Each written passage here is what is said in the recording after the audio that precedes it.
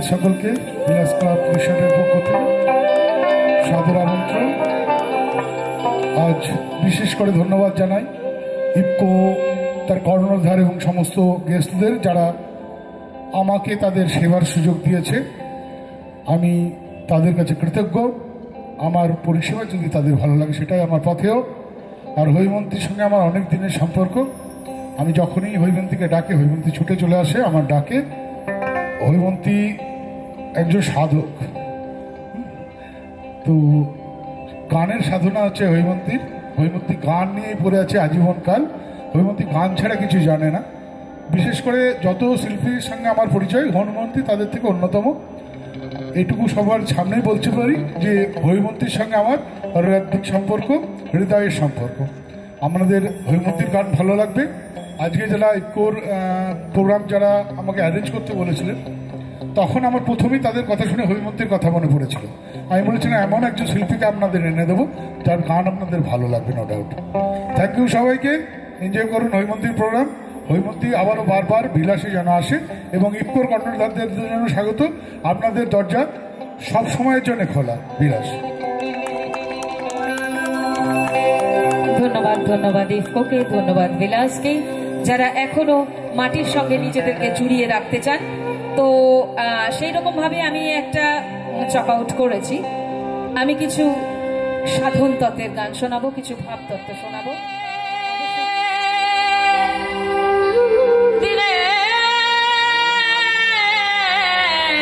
সাধো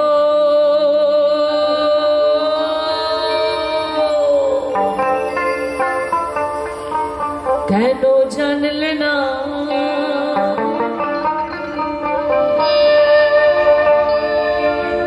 সময় গেলে সাধো হবে না,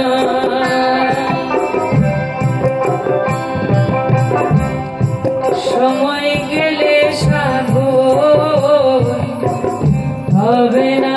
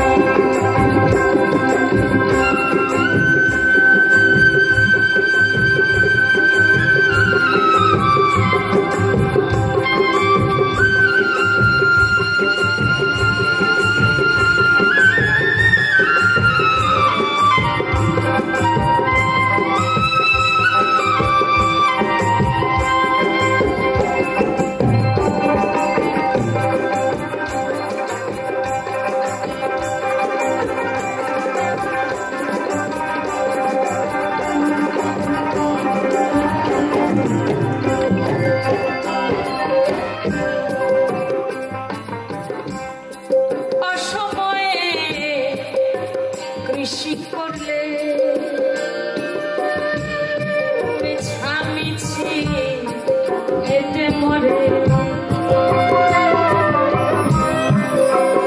এই যারা সাধক, যারা মহাজন, যারা এত সুন্দর সুন্দর কথা লিখেছেন, কিন্তু অনেক গভীর উপলব্ধির কথা, কিন্তু খুব সহজ ভাবে বলেছেন বলে এই পথটার আরেকটি নাম হচ্ছে সহজিয়া।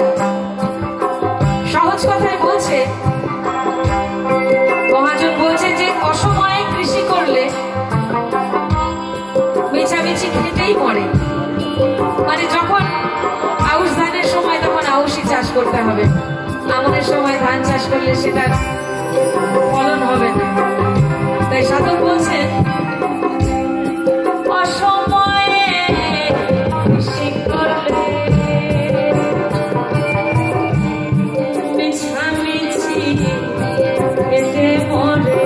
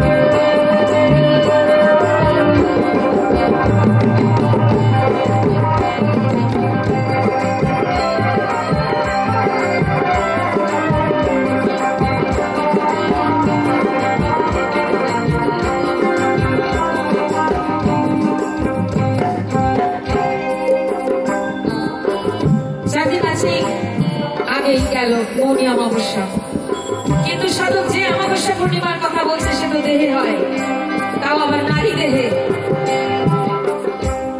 এখনো এই যুগে এসেও একবিংশ শতাব্দীতে পুরুষ নারীর ভেদ জানতে চায় না, জানতে লজ্জা করে বা কোথাও কুণ্ঠা বোধ করে, কিন্তু এ তো প্রকৃতির মিলা। সাধক বলছে